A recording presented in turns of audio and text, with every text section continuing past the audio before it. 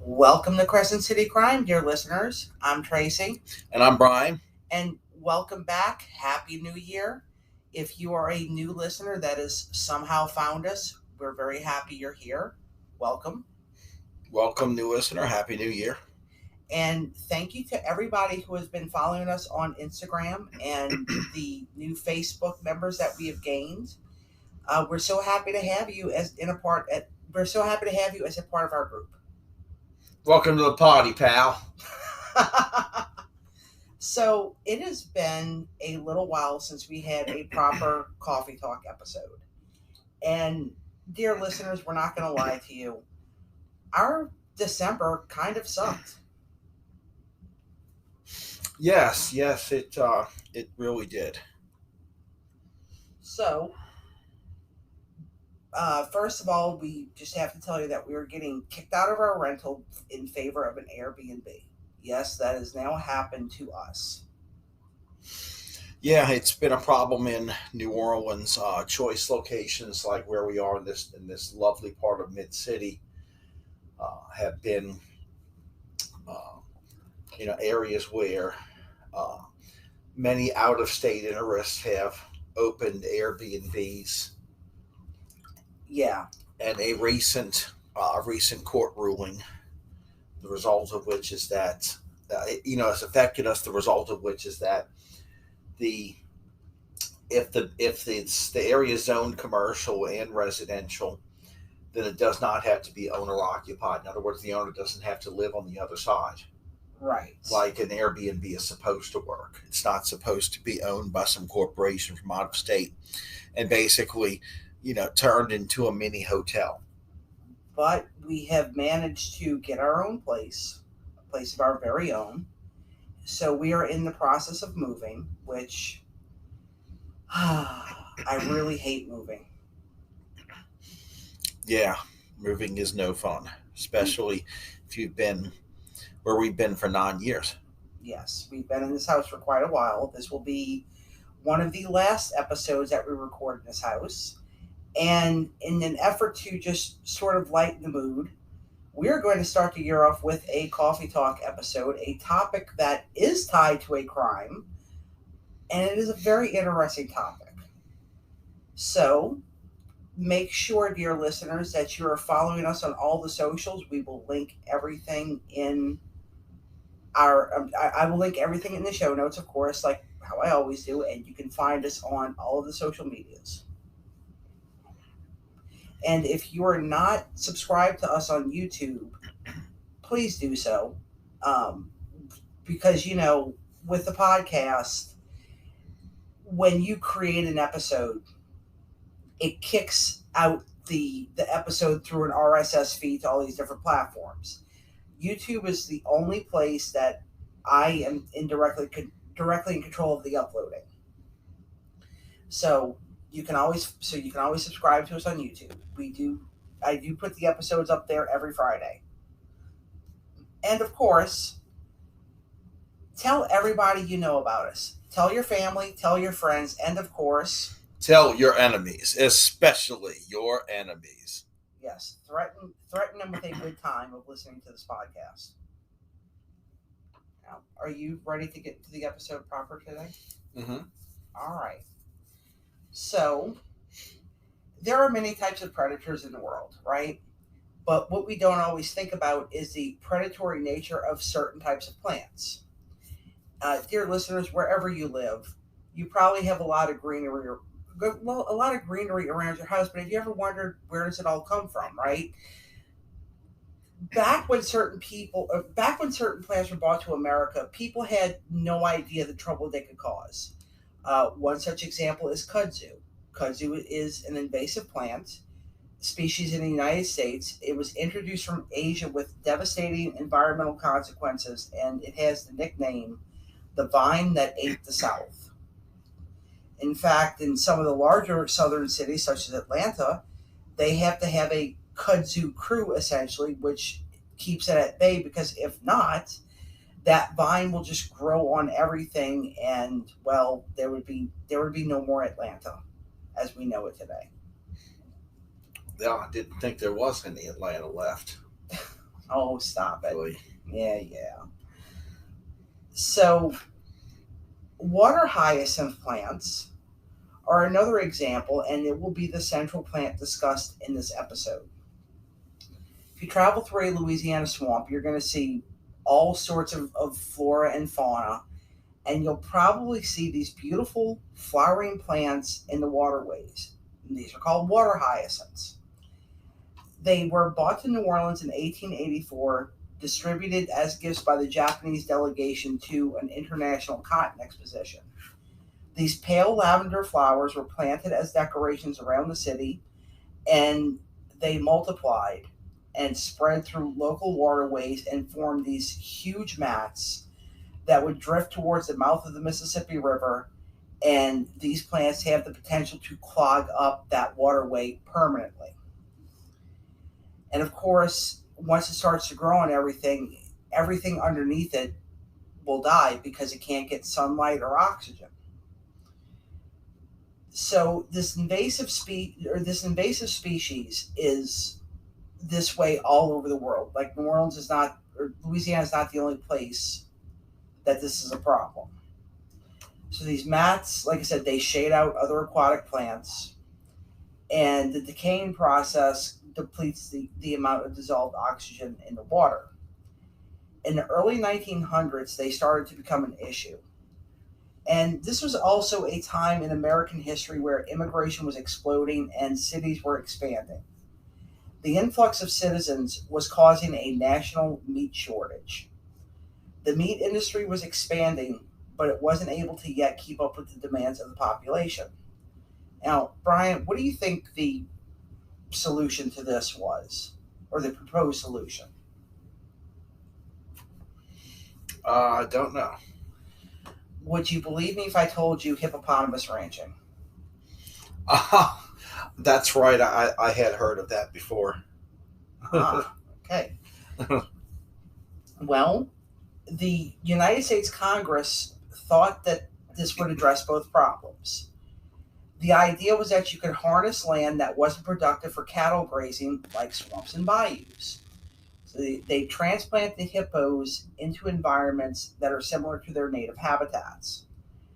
And, they would eat up all the plants, and apparently you could eat hippos, which I've never eaten hippo. I don't know if people have ever eaten hippo.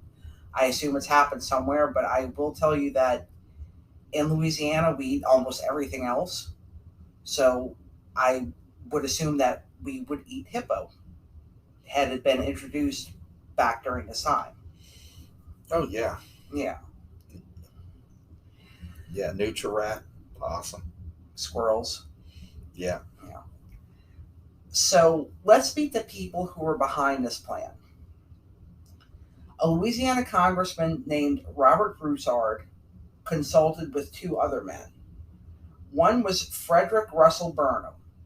The Boy Scouts were founded in his image to create boys that were as capable and honorable as him. And fun fact, he was the inspiration for Indiana Jones. Like if you look at pictures of this guy, you would see where the fedora comes from, the strong jawline, this that kind of swagger. Like you can see it when you look at photos of this guy. Okay. Now, he was a freelance adventurer, and he went to Africa to fight for the British colonists because, like a lot of people at the time, he thought that this was a noble kind of project to bring civilization to Africa. And he was once described as the most complete human being who ever lived. What an interesting title to have. Yeah. Now, the other man was Fritz Duquesne. He was a Boer, which is the descendants of Dutch settlers in Africa. And he moved through life using several aliases. He was a virtuosic and ambitious con man. He fought against the British in the Second Boer War, and he gained notoriety for creating the Duquesne spy ring and faking his own death only later to change his mind and return. Fascinating character. Yeah, no kidding. Burnham once called him the human epitome of sin and deception. And during the Boer War, the two men were assigned to kill each other. Okay? Yes. Yes. Yes. You can't write this stuff. Well, you can't make the stuff up, you mean? Yeah. Yeah. Now, together, these three men started the New Food Supply Society to explore and promote their idea of bringing hippopotamuses to Louisiana. Congressman Broussard introduced H.R. 23261, also known as the Hippo Bill, which sought the Hippo Bill, which sought the appropriation of $250,000 to import hippos into the United States. Citizens loved this idea. The taste of hippo was touted in an editorial in the New York Times as Lake Cow Bacon. Oh, wow. Lake Cow Bacon. And the Washington Post announced that the hippopotamus would be readily available within the United States in a matter of years. When Broussard introduced the bill, the hyacinths had been a problem for at least a decade. They were killing fish, hogging the oxygen, blanketing rivers and waterways.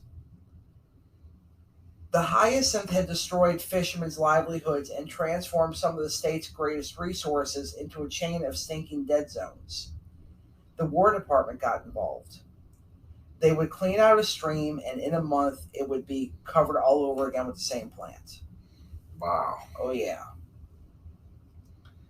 The congressional hearings were followed by a surge of excited publicity. Hippopotamy for Dixie, one headline read. The Chicago Tribune covered the proceedings right above the news that Delmonico's, the famous steakhouse, had been forced to raise the price of everything on its menu due to dwindling meat supplies.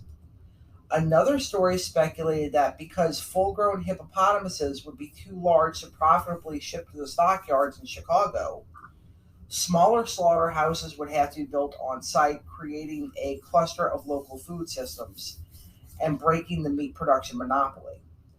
And I also need to point out that this period of history was only 4 years after Upton Sinclair's The Jungle was published, which exposed the horrendous abuses of that monopoly. Like, for example, workers sometimes slipping and falling into rendering tanks, and then their bodies were churned into scraps and sold as lard. Yeah, or it become part of hot dogs. Yes, yeah. all kinds of horrible things that happened before we had workers' rights. And before you had the FDA, you'd have you did have like government inspectors, but they weren't held to any real standards. A lot of times, pigs that were sick would get past the inspectors because the inspectors would be distracted one way or another, sometimes intentionally, sometimes unintentionally. Now, no safety standards. No safety standards, no OSHA. Yeah, the rabbit industrialism that actually started up north before the Civil War began. Yeah. Yeah. Exactly. Congress would not act on Broussard's appropriation bill before the end of the session. It was introduced, but Broussard, Burnham, and Duquesne believed that with the right legwork, a reintroduced version would breeze through the House votes. And so, this is how the New Food Supply Society was born, or the concept of it. Shortly after the hearing, the congressman invited Duquesne and Burnham down to his plantation in Louisiana to hash out the plans, and they would continue correspondence in the months afterwards. Now, through these letters, a fourth man, who was allegedly a New York City-based writer and inventor named Elliot Lord, also became involved. Within 2 days of the hearing, he was writing to Burnham, claiming to have already rounded up some of the most powerful members of the House of Representatives for the group's organizing committee and detailing what his own duties in the organization should be. Now, what do you think of that? This Johnny-come-lately guy who was not even in on the original plan magically starts writing letters. Sounds like there's ulterior motive involved. Of course there is. Of course there is. His rapid fire letters came on a series of random letterheads like John A. Stewart, President of the Carbonating Company of America, or Huff and Coriel Underwritten Securities, or the Republican League of Clubs. Sounds pretty contrived. Kind of reminiscent of how Samuel Colt, the famous gun inventor, had given himself the rank of colonel. Oh yeah, he did. Yeah. When he was never a colonel. In fact, he was never an officer. Just like you had Elvis, his manager, give himself the rank of colonel too, Colonel Parker. Oh, that's right. Yeah. He was never. I don't even think he was never even in the army. The irony of which is Elvis had served in the army in Germany. Yes, he did. But this Colonel Parker was never a colonel either. Did Colonel Sanders do that too? I think so. Oh, Yeah. okay. Uh-huh. Okay. Yeah. So he repeatedly nagged Burnham to ask a mining magnate he knew from his days in Africa to bankroll this organization. Burnham was suspicious of Elliot Lord. He also thought that Lord's rashness and money grubbing was irritating. He described him to a friend as flighty and without any financial balance. Now, Burnham was ready to forward the society's goals, and he did ask friends for financing, and he gave speeches to groups of influential sportsmen and naturalists that he did have access to. But he wanted to see a real plan in place first. He imagined that the new food supply society would become a permanent and valuable branch of the nation's new conservation movement. He wrote to Broussard, "I do not wish to go amongst my friends and ask for their names for a society that is soon to go the way of so many abortive congresses and federations and high-sounding things mentioned about twice in a Sunday paper and then forgotten." And Broussard agreed with him. But Elliot Lord did not relent. Throughout the summer, he kept claiming to have an increasingly impressive roster of dignitaries ready to become charter members of the new Food Supply Society.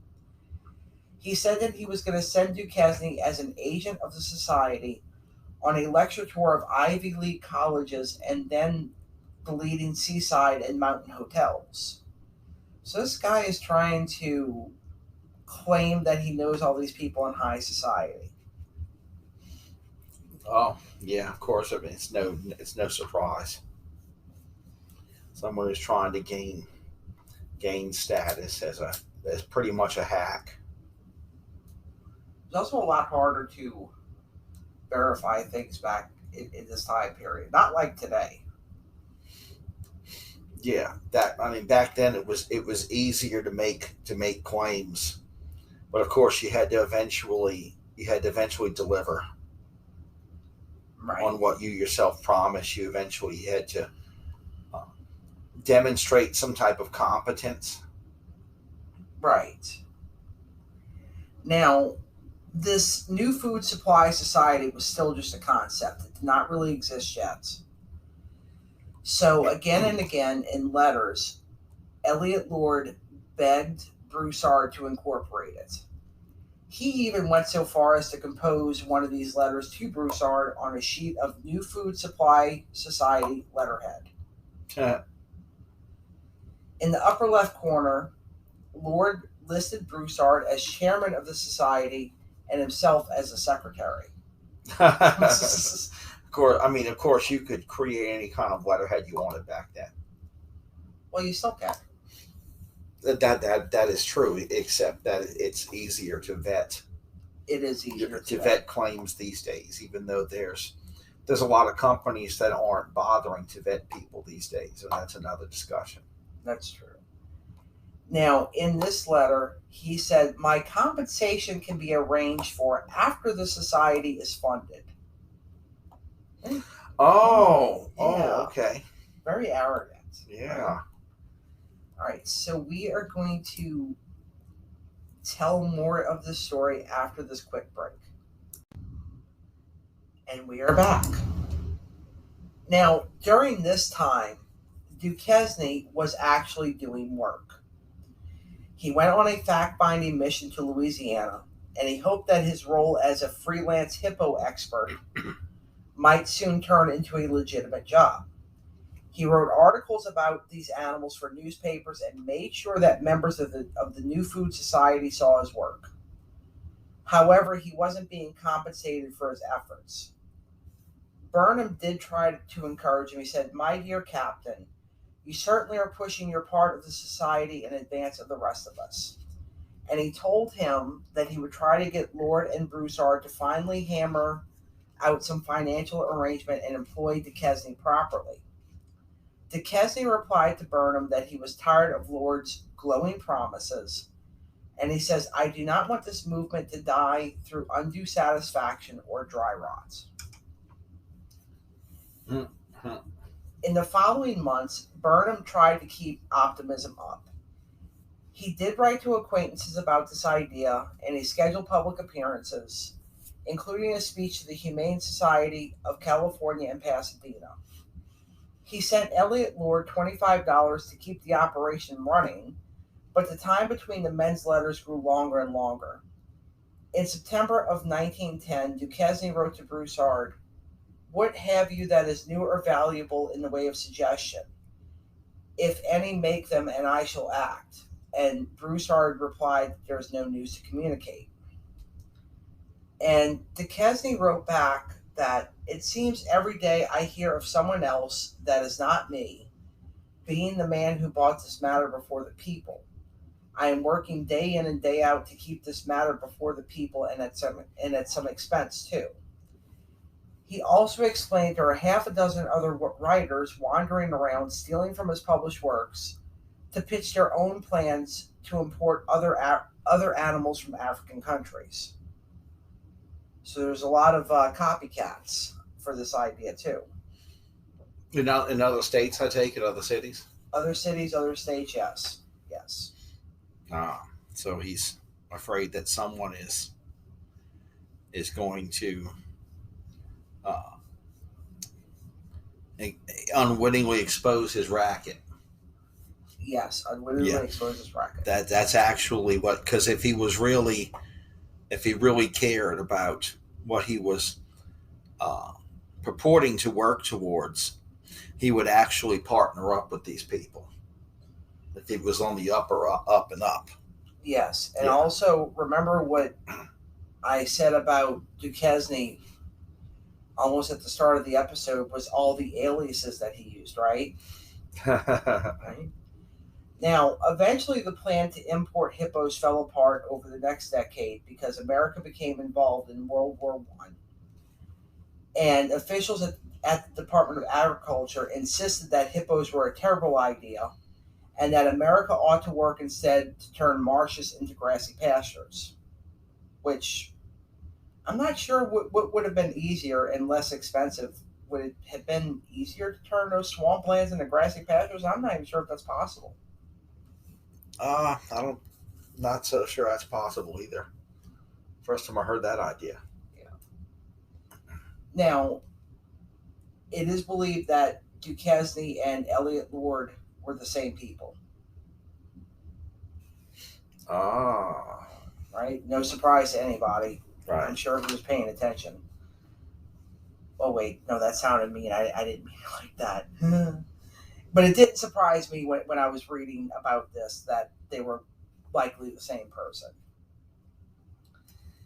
Now, Duquesne would go on to become arrested by J. Edgar Hoover's FBI for being the leader of the 33-person Nazi spy syndicate, the Duquesne Spy Ring, which included a Gestapo operative trying to to foment strikes amongst American workers, an aging male librarian, and a seductive figure skater named Lily Barbara Carola Stein. The Bureau accused Duquesne of coordinating the syndicate's communications with Germany, sending the Third Reich technical information about military gas leaks, fuel tanks, airplanes, and munitions, and plotting to start fires at American industrial sites. Yeah, that's and really there hasn't been lots of talk about fascism in the United States. Right. People who were actually supportive of Nazi Germany and Hitler.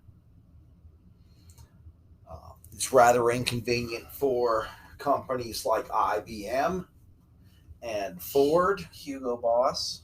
Yeah, well, Hugo Boss was from Germany. Oh, okay. You see, that's a different story. Okay, Right. that was his country, just like Carl Walther of the Walther Gun Company. That was he was German. Carl Walther was German. You see, and that was his industry. You see, Right. just like Hugo Boss, the designer of the SS uniforms. He was Hugo Boss. Yeah. He was German, and that was his industry. True. You see, so it's kind of different. It's different than, say, Henry Ford with a manufacturing plant in Nazi Germany, right, and suing the.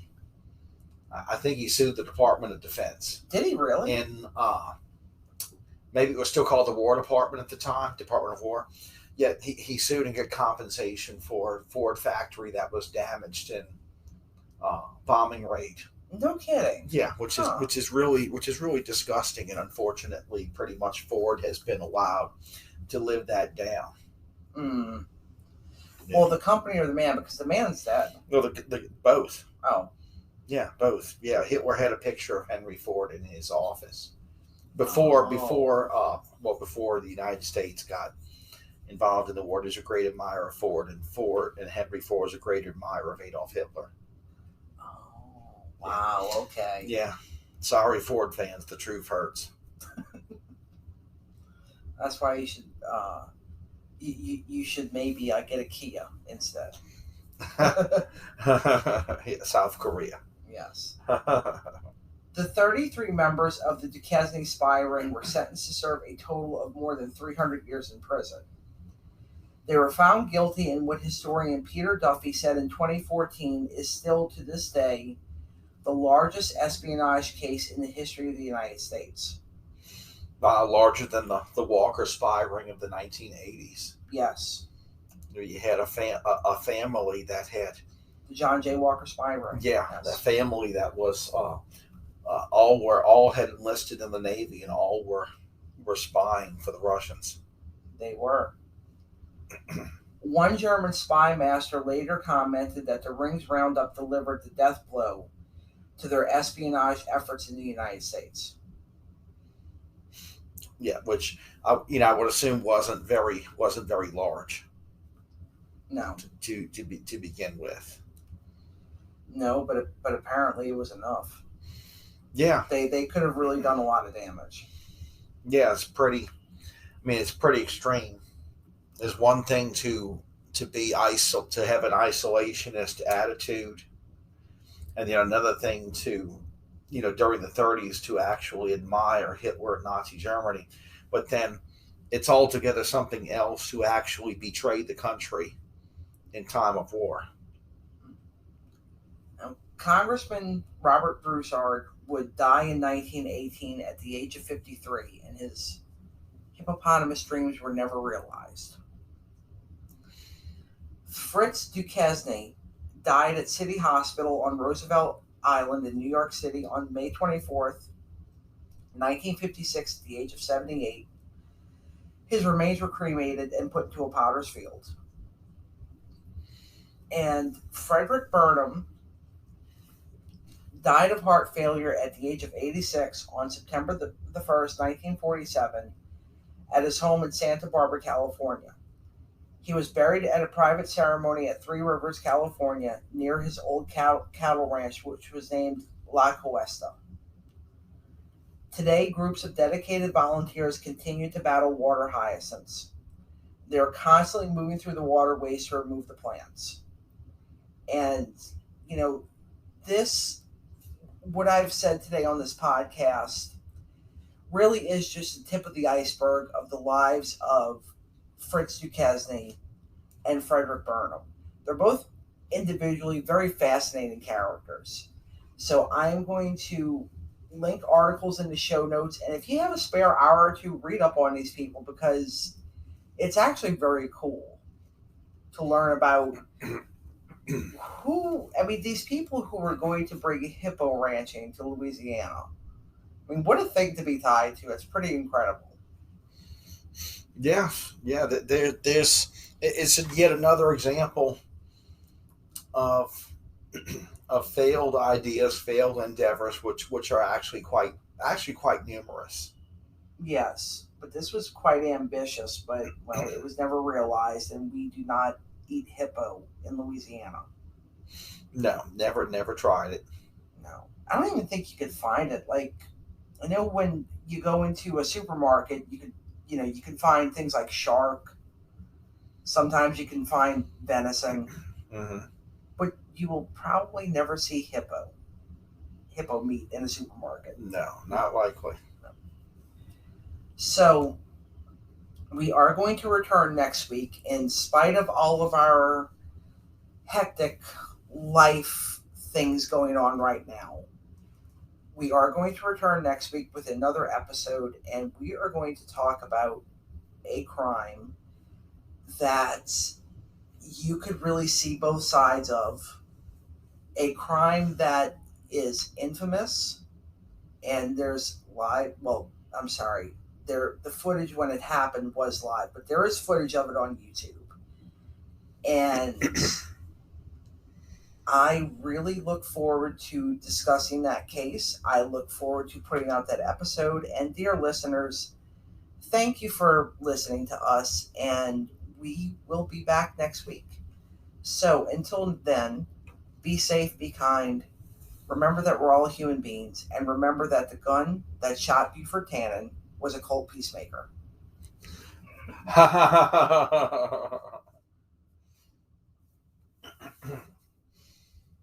If you are, well, today I'd actually like to make some movie recommendations. Okay. It's time to close it out. Last night I took my sister to see the movie Babylon.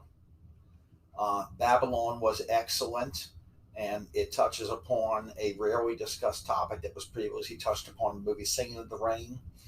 The failed attempts at silent movie actors to move into movies with sound, dialogue, and They were called talkies back then, weren't they? yeah, they were first called talkies, and it really hasn't been. The topic's been really touched upon, and it's just fascinating that the movie Babylon brings this to life. Mm-hmm. Whereas, like during the 1920s, you see this transition take place. You get this interesting glimpse at the silent film industry, like in the beginning of the movie. You see this like outdoor soundstage area. Okay. That had, because they're all silent movies, there's multiple movies being filmed at the same time, and nobody cares about the noise. Oh. Because the movies are silent. And you even have like movies that had accompanying music. Right. Whereas you'd have an outside band playing, just like in the 12th episode of the Star Wars TV show Andor. Okay. Let's see.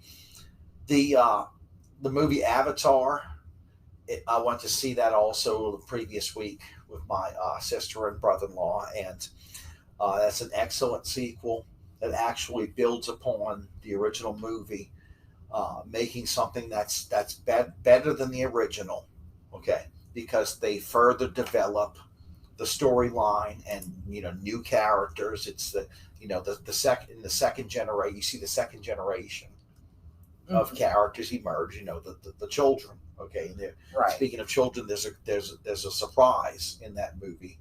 I don't want to spoil for anyone, but I saw Avatar maybe twice, and I'm just a casual fan of it. And the movie was much better than I was expected it to be. It was excellent, and bravo to James Cameron again for once again creating a spectacle. Yeah, quite a spectacle. That is, it's a visual. Yes, it is a visual bonanza. On top of that, James Cameron, bravo once again, developing an excellent character-driven story.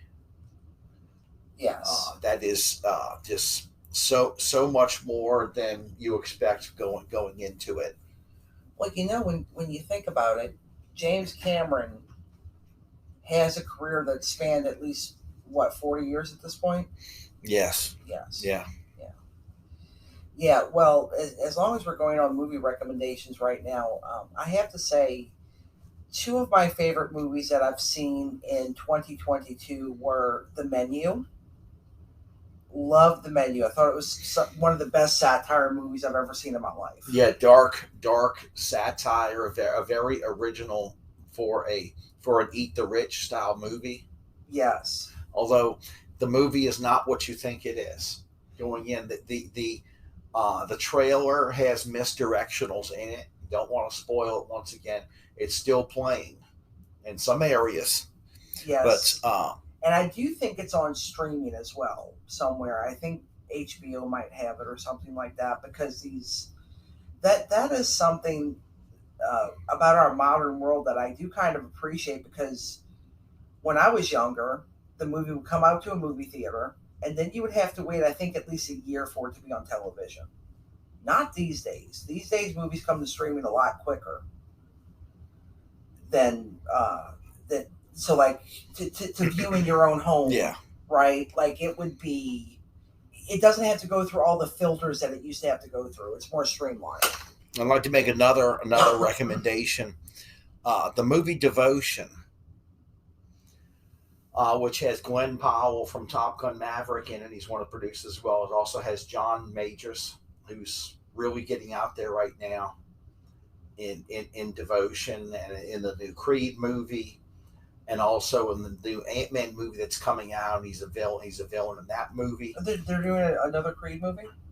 Yeah. And John Majors from Devotion? From Devotion. And Top Gun Maverick. No, John Majors was not in Top Gun Maverick. Oh, I'm sorry. John Majors was in Devotion. Okay. Now another thing interesting, just like Top Gun Maverick, the aircraft in Devotion are actual 1950s era planes. The F-4U Corsairs are real in the flying sequences.